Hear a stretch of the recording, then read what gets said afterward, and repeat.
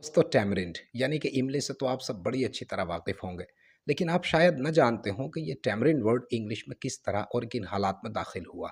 मैं हमेशा कन्फ्यूजन में रहता हूँ कि इस इमली को यानी कि टैमरिंड को फल की कैटेगरी में रखूँ या इसे सब्ज़ी का दर्जा दूँ। बहरहाल हमारी इस वीडियो का मुद्दा ये नहीं है कि टैमरिंड फल है या सब्ज़ी, बल्कि हम तो ये जानने जा रहे हैं कि what is the origin and etymology of the word tamarind.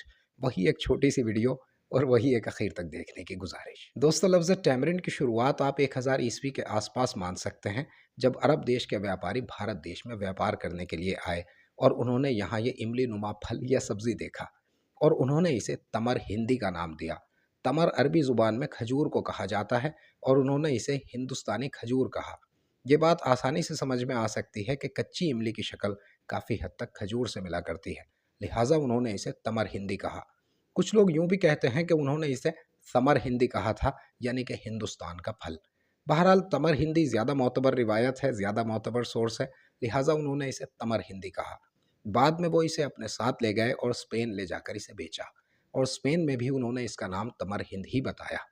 बहरहाल लैंग्वेजेस के फ़र्क की वजह से ये तमर हिंद बदल कर या बिगड़ कर तमरिंद हो गया। तो इस तरह से ये लफ्ज़ तमर हिंदी स्पेन में जाकर तमरिंद हो गया।